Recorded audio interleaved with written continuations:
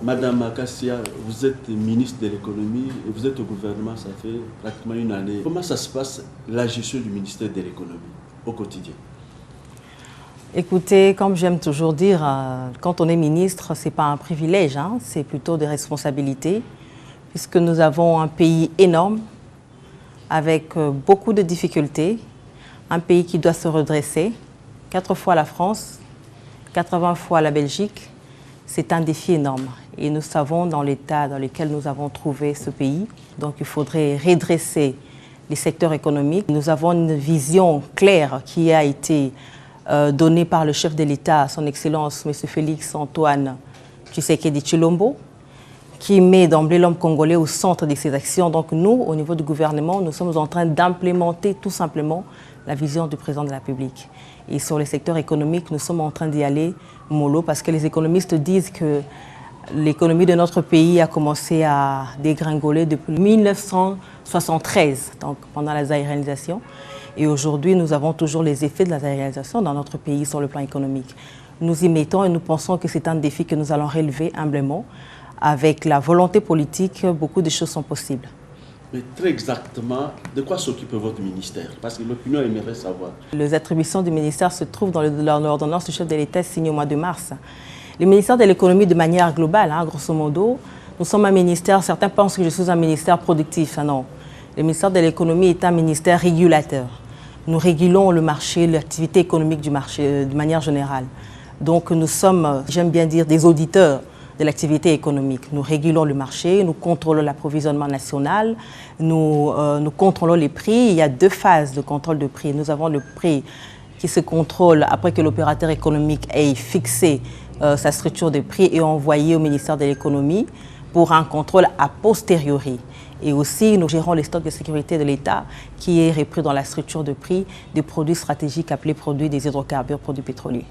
Mais justement, des hydrocarbures, produits stratégiques, ça vous crée des problèmes dans l'arrière-pays. S'il faut de manière exacte, l'affaire Kountoala, vous êtes jeté dans une affaire périlleuse. Oh, pas du tout, puisque nous maîtrisons la situation. D'emblée, j'aimerais déjà vous préciser quelque chose hein, avant que j'entre dans le vif de la matière. Vous savez, lorsque un dossier se trouve entre les mains du gouvernement, il faudrait que les opérateurs économiques évitent 3 choses simples. La première des choses, c'est instrumentaliser la population, n'est-ce pas, pour des intérêts certainement inavoués. Deuxième des choses, l'opérateur économique doit éviter de folkloriser un dossier en faisant des déclarations fallacieuses qui, lorsque l'on essaye de creuser davantage, nous trouvons généralement des éléments à caractère ambigu ou soit illégal. Et puis, troisième des choses simples, l'opérateur économique doit éviter de politiser un dossier purement technique et réglementaire, c'est-à-dire un dossier qui peut se traiter dans la réglementation, dans la conformité à la réglementation, ou un dossier qui peut se traiter dans la technicité. Alors, nous devons éviter ce genre de choses. Ceci étant, Kountoala est une société, c'est un port privé qui comprend comment on appelle ça, les dépôts de stockage limités, de l'importation limitée des produits pétroliers. Et cela est lié à leur caractère interne, c'est-à-dire une consommation interne de navires qui servaient de bateaux de pêche en haute mer d'une société bien identifiée de la place. Et là, je peux vous dire, même si c'est selon l'agrément de la DGDA de 2016, je vous évite la lecture, mais je vais vous dire tout simplement l'article 3. Ça, c'est l'agrément qu'on a donné à Kountoala. Sont admises dans l'entrepôt de douane privée, visées aux articles 1 et 2 de la présente décision, les marchandises ci-après destinées à l'usage exclusif de l'entreposeur, tel que visé dans l'article 165 du Code des douanes. C'est-à-dire que Kountoala est un entreposeur privé qui importe des produits pétroliers pour une consommation interne des navires qui accostaient à ce port privé pour, n'est-ce pas, faire la pêche dans les hautes mers. Donc, au préalable, Kountoala n'avait pas la vocation de devenir un port ou encore un terminal pétrolier. Alors, s'il n'a pas cette vocation-là, ça veut dire que la vocation est venue après. Voilà pourquoi lorsque nous avons commencé à assainir le secteur de l'économie, c'est-à-dire apporter des réformes au sein du ministère de l'économie nationale, les pétroliers eux-mêmes sont venus dénoncer Koutouala.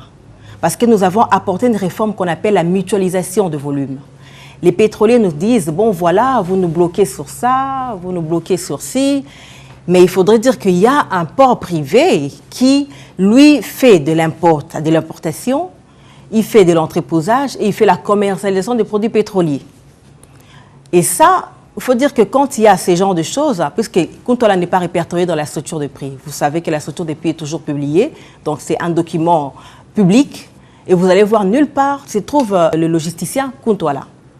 Ça veut dire que l'importation que fait Koutouala, c'est une importation qui se fait dans des conditions d'une concurrence déloyale. Et puisqu'il est dans la concurrence déloyale, nous avons l'obligation de réguler les secteurs. Vous allez voir que j'ai pris une mesure conservatoire le 23 juillet 2020.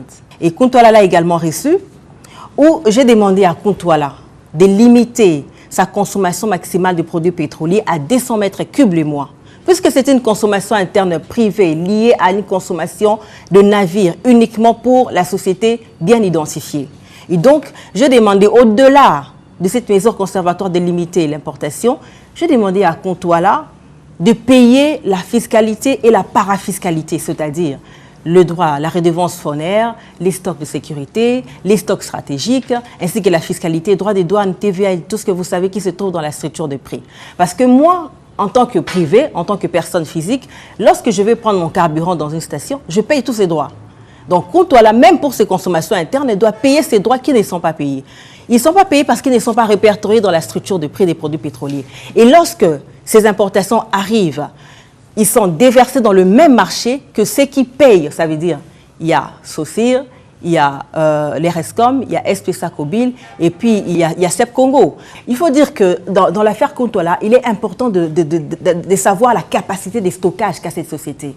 Les logisticiens qui sont dans la structure de prix, nous allons donner l'exemple de SPSA Kobil.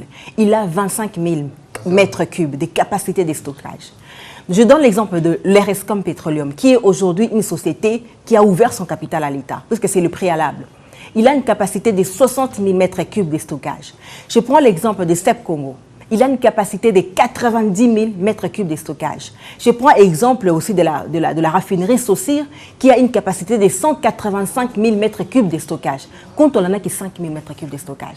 Ça veut dire que c'est un petit dépôt, un entrepôt qui est là pour stocker la consommation interne. Donc ce n'est pas un grand logisticien qui doit aller dans l'importation, dans le stockage et dans la distribution des produits pétroliers. Donc, il doit se limiter à cela. Bon, s'il veut se transformer, n'est-ce pas, en entreposeur ou encore en logisticien, d'accord?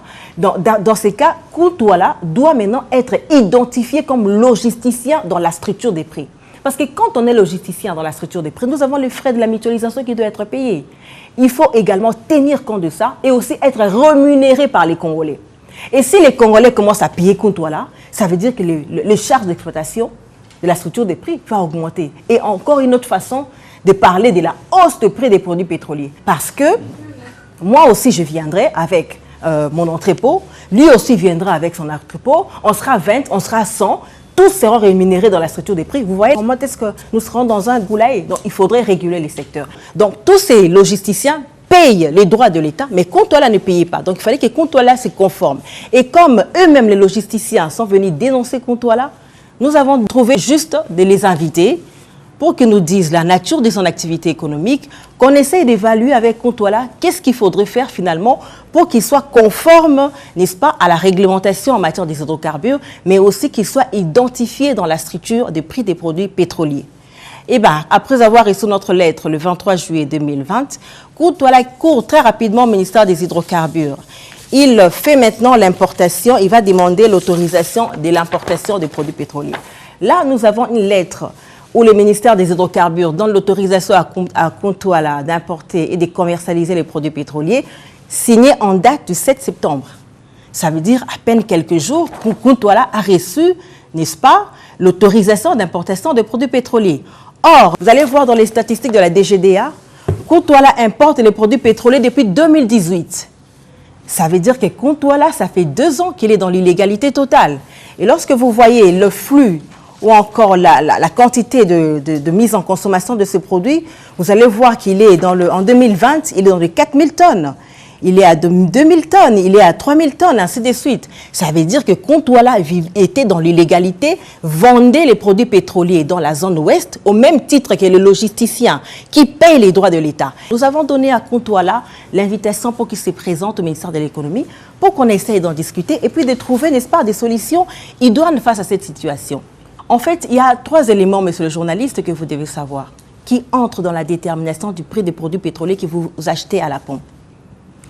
Il y a en dehors, bien sûr, des charges d'exploitation des SOCOM, ainsi que les charges d'exploitation des logistiques, ou encore les stocks sécurité, le stock stratégique. Il y a 3 éléments essentiels. Il y a le taux d'échange, il y a le volume mis en consommation, et il y a les PMF, les prix moyens frontières. La réglementation dit ceci. Lorsque ces 3 éléments, c'est-à-dire lorsqu'il y a fluctuation à la hausse comme à la baisse de ces 3 éléments, nous devons réviser la structure de prix des produits pétroliers. C'est ça la réglementation. Alors, lorsque vous regardez la structure des prix de 2018, vous allez voir que vous payez à ce moment-là les carburants à 2240 francs. Et vous avez un taux d'échange de 1500 francs. Les dollars, n'est-ce pas? C'est un calcul arithmétique simple. Vous avez 2240 francs que vous payez les carburants et vous avez un taux d'échange de 1515 francs congolais et vous avez un volume de mise en consommation de 30 000 mètres cubes. Ça veut dire, dans la structure des prix de 2018, l'État générait des manques à gagner énormes. C'est-à-dire les sociétés pétrolières généraient des manques à gagner énormes qui étaient absorbés par l'État. Et ces manques à gagner saignent les finances publiques. Aujourd'hui, nous sommes en train de mobiliser le recette. Nous sommes en difficulté dans la mobilisation des recettes. Et donc, voilà pourquoi nous sommes déterminés au niveau du gouvernement. La mission qui nous avait été donnée pour la structure des prix, c'est aérer la structure de prix, lutter contre la fraude et enlever toutes les structures privées qui se trouvent dans la structure des prix. Laisser des structures mixtes, c'est-à-dire l'État et lorsque l'État est partenaire dans la société, ou laisser carrément des structures de l'État. C'est ce que nous sommes en train de faire et nous avons presque réussi cet exercice-là. Je disais tantôt, vous achetez votre carburant à 2240 francs. Mais aujourd'hui, vous l'achetez à combien? Vous l'achetez à 1995 francs. Ça veut dire qu'il y a un grand travail qui a été fait. Le travail a été fait où? Puisque tous les éléments qui étaient tout autour de nous concouraient à ce que le prix du carburant augmente. Nous avons eu les déconfinements sur le plan international où le baril a augmenté.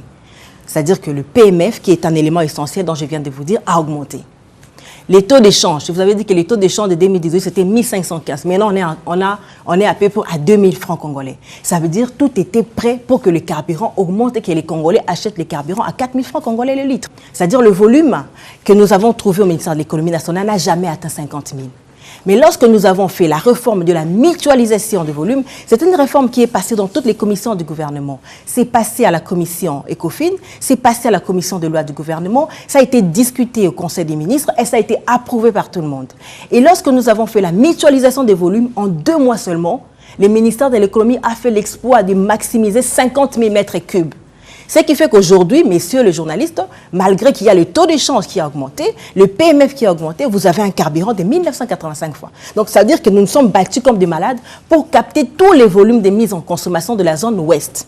Et lorsque le ministre de l'économie appose sa signature sur la structure des prix, cela est opposable à tout. Tout dépend maintenant des zones de mise en consommation.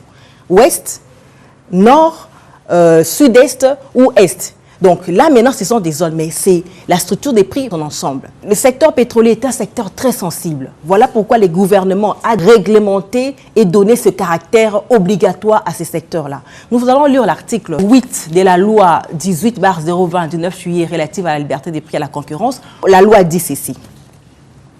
Par dérogation, je vous épargne l'article 6 ou 7, par dérogation de l'article 6 ci-dessus, les prix des hydrocarbures est fixé par les ministres ayant l'économie nationale dans ses attributions. Ça veut dire que lorsque je fixe le prix dans ma structure de prix, je dois me rassurer que tous ceux qui interviennent dans la structure des prix sont identifiés par moi. Parce que maintenant, qu'est-ce qui va se passer? Les volumes que je suis en train difficilement de capter, parce qu'il y a la fraude, il y a l'oufou qui fait entrer des volumes de manière désordonnée, que les gouvernements maintenant s'emploient à trouver des solutions. Mais maintenant, il y a Kontouala qui est là, qui n'est pas lié dans la structure des prix, qui n'est pas répertorié dans la structure des prix. Lorsqu'un opérateur économique, moi je suis un agent économique normal, quand je vois que là-bas, je peux acheter à 10 $ et que chez vous, je peux acheter à 50 $, mais attendez, je vais acheter à 10 $. Mais quand j'achète à 10 $, qu'est-ce qui se passe? Le volume de mise en consommation va baisser. Et lorsque le volume baisse, automatiquement, ipso facto, les prix du carburant augmentent. Est-ce que les Congolais sont prêts à accepter de payer 5 000 francs les litres parce que Kontouala est là? Je ne pense pas. Kontouala doit venir au ministère de l'économie, s'identifier parce qu'il y a des préalables pour devenir logisticien. C'est un secteur, comme je vous ai dit, bien identifié et réglementé par le gouvernement. Alors, je suivis religieusement, vous êtes en train de nous dire que depuis 2018, Kontouala est en train d'importer du carburant. Il y a un problème, vous n'étiez pas au courant, donc ça fait plus d'une année, il a importé plusieurs millions de barils alors qu'il devait qu'importer des 100 mètres cubes. Il y a un problème alors dans vos services? Non, il n'y a pas de problème parce qu'en 2018, nous n'étions pas là. Bon, ça c'est juste déjà... oui, mais depuis que vous êtes arrivé, vous devez déjà être au courant. La première des choses. En fait, comme je viens de dire, lorsque vous vous cachez dans votre maison là, moi je sais que vous vous cachez quelque part. Si votre femme ne me dit pas que vous êtes caché dans la maison, n'est-ce pas? Il faudrait qu'il y ait une dénonciation. Là, c'est une entreprise qui importe plusieurs milliers de mètres cubes. Non, la question doit se poser où finalement? Kontouala a importé depuis 2018 sans être identifié par le service de l'État. Nous sommes dans un système déclaratif. C'est-à-dire l'opérateur économique doit se déclarer à l'État. Lorsque l'opérateur économique ne se déclare pas, il est d'office dans l'illégalité. C'est pourquoi je dis que Kontouala œuvrait dans l'illégalité. Et comme il œuvrait dans l'illégalité et qu'il employait des gens, j'ai pris une mesure conservatoire. Je lui ai carrément dit de baisser à 200 mètres cubes, puisque les bateaux c'était pour la consommation interne. Ce n'était pas pour vendre les produits pétroliers. C'était pour aller en haute mer, pêcher le poisson, revenir et vendre. Et les bateaux avaient besoin de produits pétroliers. Et donc, j'ai limité à Kontouala à 200 mètres cubes. Je lui ai dit de payer les stocks de sécurité, c'est dans ma lettre. De payer les stocks de sécurité, de payer les stocks stratégiques, de payer les droits des douanes, de payer la redevance foncière, de payer la fiscalité, puisque tout le monde le fait. Mais c'est là où la population dit que là, vous êtes en train de tuer une entreprise qui est en train d'employer des Congolais. Non, je dis ceci. Il faudrait pas faire l'amalgame. La chose, elle est claire. Nous sommes l'église au milieu du village.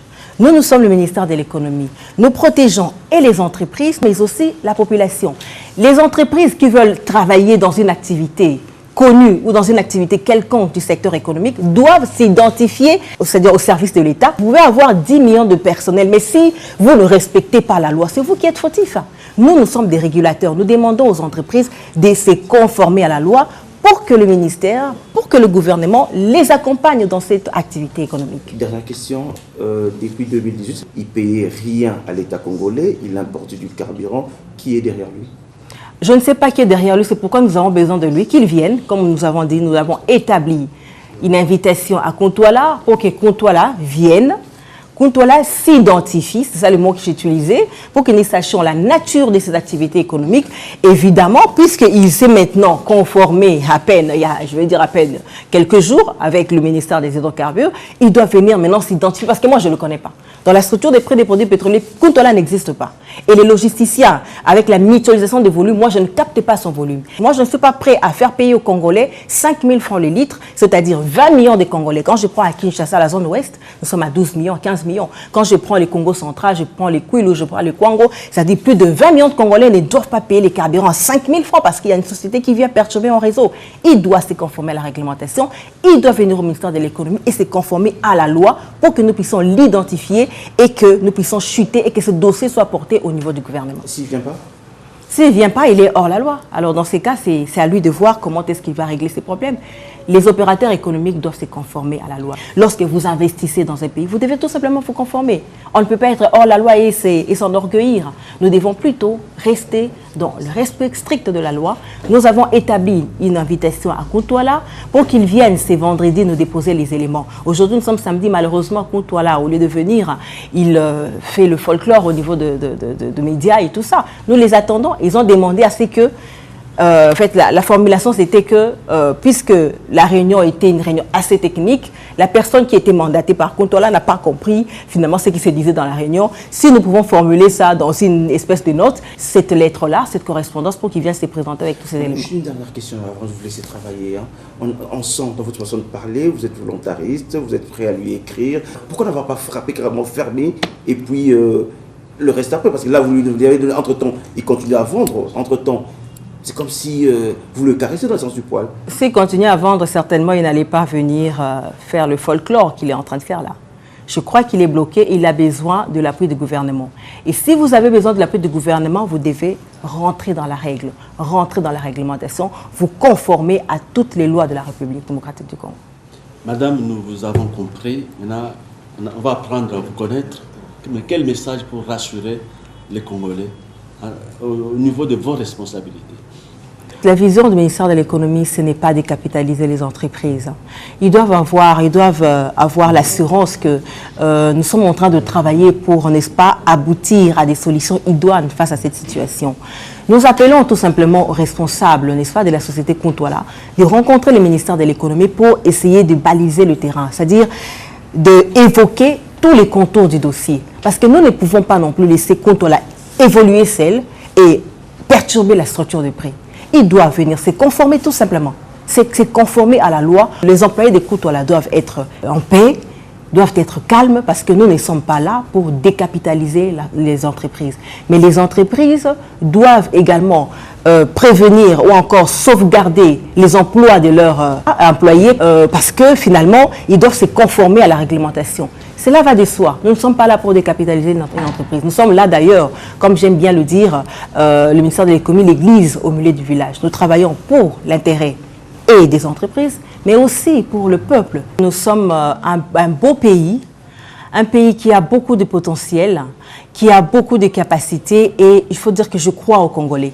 Je crois à la capacité de transformer ces pays et je crois fermement à la volonté politique du gouvernement. Je crois à la vision du chef de l'État et je pense qu'avec la volonté du gouvernement d'implémenter cette vision, nous allons rendre ces pays plus beaux et plus meilleurs qu'avant.